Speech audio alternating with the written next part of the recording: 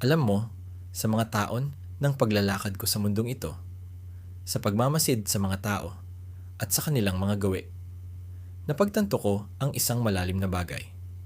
Ang talino, hindi lang yan tungkol sa kung gaano karami ang alam mo. Ito'y tungkol sa kung paano ka mamuhay, kung paano mo tratuhin ang iba, at kung gaano ka kagaling matuto sa sarili mong mga pagkakamali. Pero heto ang twist. May 6 na malinaw na palatandaan, oo 6 talaga, na nagpapakita kung ang isang tao ay, sabihin na nating, kulang sa karunungan. Ngayon, bago ka pa mapailing o matawa sa listahan na to, hayaan mong sabihin ko kung bakit mahalaga ito. Ang mapansin ang mga palatandaang ito ay hindi para husgahan ng iba, kundi para sa pagninilay, pagunlad, at syempre, para iwasan din nating magkamali ng ganito sa sarili nating buhay. Ito rin ay tungkol sa pagtulong sa mga taong hindi pa nila namamalayan na paulit-ulit silang nadadapa sa kanilang sariling kamalian. Kaya samahan mo ako sa biyaheng ito ng pagtuklas. Sabay nating tuklasin ang 6 na hindi matatawarang palatandaan ng isang mangmang na tao. Bawat isa ay may aral, kwento, at salamin para tayo ay makapagnilay-nilay. Kasi ang daan patungo sa karunungan, palaging nagsisimula sa kamalayan.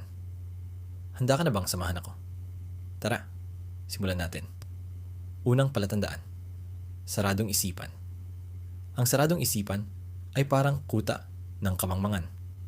Tinayo, pader sa pader, gamit ang takot, kayabangan at katigasan ng ulo.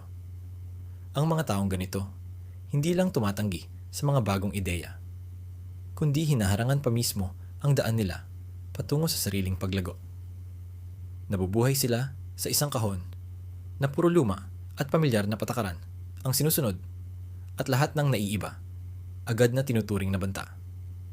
Madalas, ang kumpiyansa nila ay balat kayo lang dahil ang totoong kumpiyansa ay galing sa pag-aalam na hindi mo kayang aralin lahat ng bagay. Halimbawa, si Mark, department manager sa kumpanyang pinasukan ko dati. Ipinagpipilitan niyang luma ang pinakamabuting paraan, kahit halata namang nalalagpasan na sila ng mga kalaban. Nang may mas batang empleyadong nagsuggest na gumamit ng mas modernong project management software, agad niya itong tinanggihan. Ganyan na tayo ng 10 taon. Okay naman.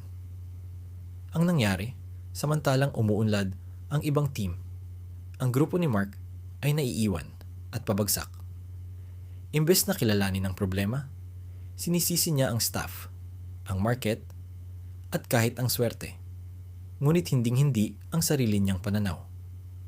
Ang saradong isip, hindi lang humaharang ng bagong kaalaman, sinasakal pa ang pag-unlad ng mga nasa paligid nila. Ang matatalino, hindi natatakot, amining hindi nila alam lahat, at palaging handang matuto. Sa Stoic philosophy, paalala na ang karunungan ay hindi pagiging palaging tama, kundi ang kakayahang magbago at mag-improve.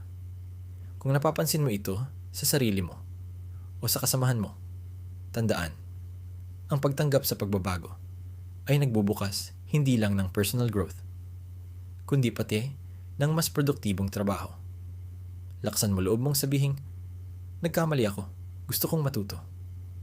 Doon lamang, sa pagbagsak ng pader ng katigasan ng ulo, magsisimulang tumubo ang tunay na karunungan. Ikalawang palatandaan, laging naninisi ang mga mangmang, eksperto sa palusot. Para sa kanila, wala silang mali, laging ibang tao ang may kasalanan.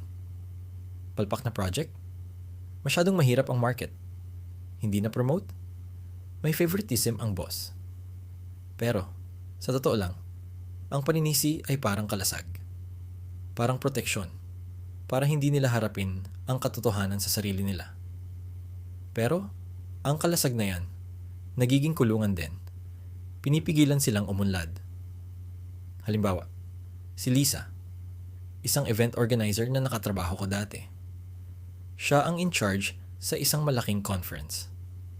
Nung flops ang event Dahil konti ang dumalo, agad niyang sinisi ang marketing team na kulang daw sa promo. Pero nang imbestigahan, nalaman na si Liza pala ang hindi nagpadala ng event details on time. Na-delay tuloy ang marketing. Kahit ganon, nagsisi pa rin siya at hindi pa rin inako ang pagkakamali. Ang resulta? Nawala ang tiwala ng mga kasama niya at napilitan siyang magbitiw. Yung pananagutan? Oo, madalas mabigat. Pero ito ang susi sa paglago. Inaamin ng matatalino ang pagkukulang. Hindi dahil gusto nila ng batikos, kundi naiintindihan nila na ang katotohanan ay oportunidad para gumaling. Sabi nga ng Stoics, mastering life begins with mastering responsibility. Kapag nahuhuli mong sarili mo na naninisi, tanungin ang sarili, ginawa ko ba lahat ng kaya ko? Ano pa dapat ginawa ko? Hindi mababago ng paninisi ang nangyari, pero mababago ka ng pananagutan. Ang matalino, hindi iniiwasan ang pagkakamali. Inaamin, tinatanggap, at ginagamit para mas maging mahusay. Ganon din ang pagpili ng landas ng katotohanan, pag-unlad, at tagumpay. Ikatlong palatandaan, mayabang kaysa mapagpakumbaba. Naka-encounter ka na ba ng taong panay? Prove na siya ang pinakamatalino sa kwarto? Yan ang ikatlong palatandaan ng mangmang. Kayabangan. Ang kayabangan, hindi lang maskara ng insecurity. Ito ang pinakamalaking sagabal sa pag-unlad at karunungan. Ang totoong matalino, alam kung paano makinig ng higit sa magsalita. Alam na ang pagkatuto, habang buhay na proseso. Halimbawa, si Michael, manager ng isang malaking kumpanya. Sa bawat meeting, siya palagi ang bida. Ini-interrupt ang iba, pati ideya. Pinagtatawanan. Nang pumalpak ang isang proyekto, sinisi ang team niya na hindi raw maintindihan ang brilliant ideas niya. Pero sa totoo lang, ang kayabangan at pagiging sarado ang utak ang dahilan kung bakit pumalpak ang proyekto. Nang tanungin siya ng boss niya na mag-reflect, ni hindi siya nakapagbigay ng matino dahil bulag na siya sa sarili niyang pagkukulang. Ang pagpapakumbaba, hindi tayo binababa. Mas iniisip nating hindi lang sarili, kundi yung iba rin. Pinipili nito ang pagkatuto at pakikipag-collaborate, higit sa palaging pagpapakitang ikaw ang tama. Sabi ng Stoic philosophy, ang karunungan dumarating lang kung bukas tayo sa ibang pananaw at handang umamin ng pagkakamali. Kapag nahuli mo sarili mong nagiging mayabang, tanungin, recognition ba ang habol ko o gusto ko talagang matuto? Ang karunungan hindi nakukuha sa pagpapaliit sa iba, kundi sa pagtulong na mapaangat sila. Ang tunay na matalino, nagpapagabay sa pagpapakumbaba dahil alam nila na ang tunay na talino dumadaloy kapag natatahimik na ang ingay ng kayabangan. At ikaw, pwede kang maging ganoong tao. Ika-4 na palatandaan, kakulangan sa empatya. Ang kawalan ng empatya, isa sa pinakamalinaw na tanda ng kamangmangan. Ipinapakita nito ang kawalan ng kakayahang ilagay ang sarili sa kalagayan ng iba. Maintindihan ang kanilang nararamdaman o ang pinagdadaanan nila. Kapag walang empatya, nabubuhay ang tao sa pagkakahiwalay, hindi nakakabuo ng makabuluhang relasyon at kadalasang nakakasakit pa nang hindi namamalayan. Hindi lang sirang relasyon ang dulot nito, kundi nababawasan pa ang lalim ng pagkatao ng isang tao. Kwento ko na lang si Paul, isang dating katrabaho. Ugali ni Paul na puro reklamo tungkol sa pagka-delay ng mga proyekto. Pero hindi man lang sinubukang alamin kung bakit nga ba nadidelay. Minsan, may isang kasamahan kaming si Susan na hindi nakatapos sa deadline dahil malubha ang sakit ng kanyang anak. Si Paul, imbes na intindihin ang sitwasyon ni Susan, pinahiya siya sa harap ng buong team. Wala siyang pakialam sa pinagdadaanan ni Susan. Ang mahalaga lang ay ang resulta na inaasahan niya. Isang taon pagkatapos, nang si Paul naman ang napilitang mag-alaga sa kanyang may sakit na ina.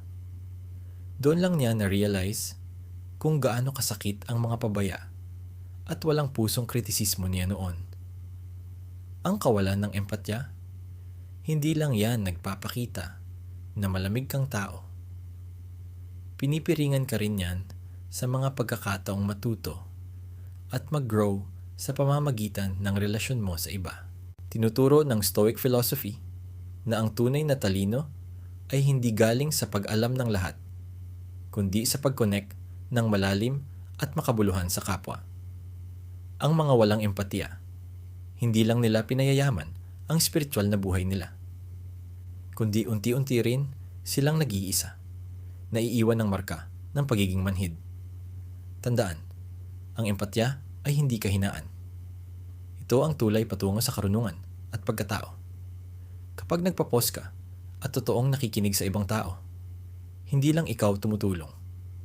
May natututunan ka pang mahahalagang leksyon para sa sarili mo.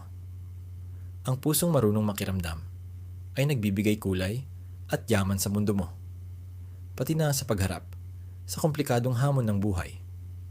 May grace at pangunawa. Kung pakiramdam mo minsan ay kulang ka sa empatya, simulan mo lang sa pakikinig na walang paghusga. Iyan ang unang hakbang para buksan ang puso at isipan mo at dalhin ka papalapit sa tunay na karunungan. Ikalimang senyales, ang takot sa pagbabago. Ang comfort zone, oo, posibleng komportable pero parang kulungan din yan. Ang mga takot magbago, kapit tuko sa mga lumang ugali, kahit wala ng silbi. Parang mga batang takot sa dilim, ayaw lumabas sa pamilyar. Pero mga kaibigan, ang buhay ay parang ilog. Patuloy ang agos at pagbabago. Ang matalino, natutong sumabay sa agos. Samantalang ang hangal, pilit kinokontrol ang tubig. Pero nauuwi lang sa wala. Tingnan mo si Michael, isang lalaking buong buhay, ay ginugol sa maliit na barangay. Kilala niya lahat ng tao at lugar sa kanilang komunidad. Inaya siya ng mga anak niyang lumipat sa bagong lugar na mas maganda ang oportunidad. Pero tumanggi siya. Kilala ko ang lahat dito, bakit ako lilipat? Pero nung nag-umpisa nang magbago ang lugar, naglaho ang mga lumang kaibigan at nagsara ang mga paboritong tindahan. Doon na-realize ni Michael na kahit dumidikit siya sa nakasanayan, tuloy pa rin ang pag-ikot ng mundo. Sa huli, lumipat din siya at doon lang niya natuklasan na hindi lang ginhawa ang nadala ng bagong lugar, kundi pati mga oportunidad na di niya inakalang darating. Ang takot sa pagbabago, hindi lang nagpapastay sa safe zone. Pinipigilan ka rin niyang tuklasin ang mas malalaking posibilidad. Sabi ng Stoic philosophy, ang pagbabago ay parte ng buhay. Yakapin mo ito nang bukas ang loob para mas ganap mong maranasan ang ganda ng buhay. Kung iwas ka sa pagbabago, itanong mo sa sarili, ano ba pinakamalalang pwedeng mangyari? Ano kaya ang pinakamaganda? Walang hinto ang buhay. Kung di ka sasabay, may iwan ka. Tandaan, ang pagbabago ay daan sa pag-unlad. Ang pagtanggi dito ay pagtigil sa takot lang. Ika-6 na senyales. Mas madaldal kaysa nakikinig. May kamag-anak ka bang parang alam lahat? Sila lagi ang bida sa usapan. Putol dito, singit doon, at bihirang makinig sa iba.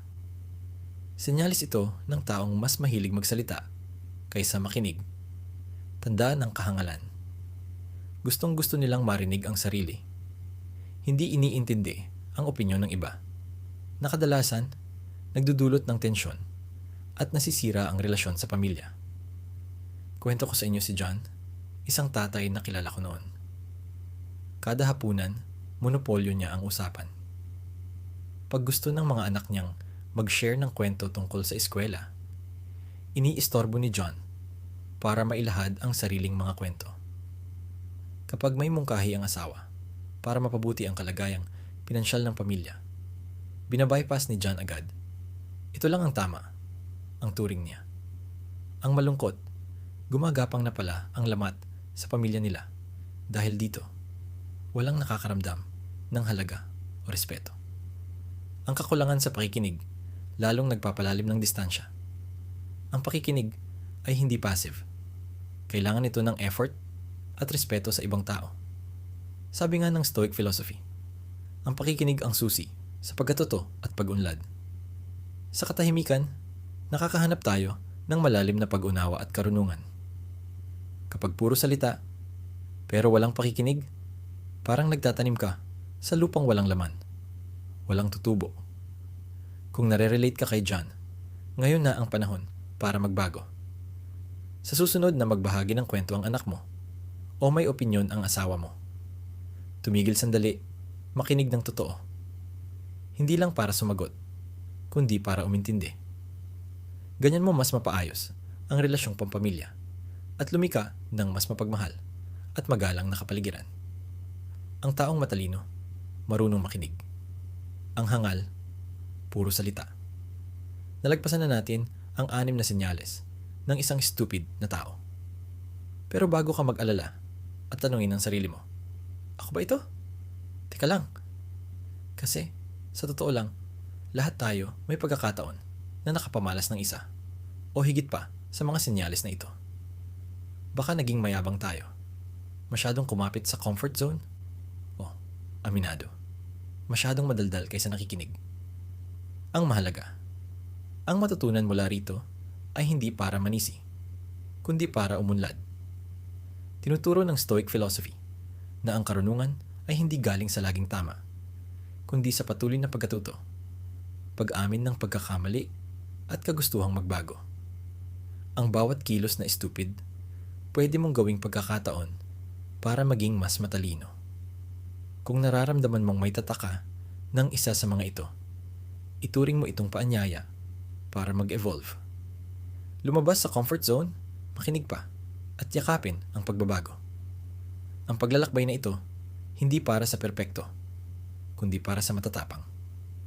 Para sa mga kayang humarap sa salamin at sabihing, kaya ko pang mag-improve. Tandaan, ang kahangalan, pansamantala lang. Pero ang karunungan, isang paglalakbay. At sa biyaheng yan, hindi ka nag-iisa. Patuloy lang sa pag-unlad at huwag kalimutang mag-like, share, at subscribe para sama-sama pa nating tuklasin ang mga makabuluhang aral sa buhay. Salamat sa panunood.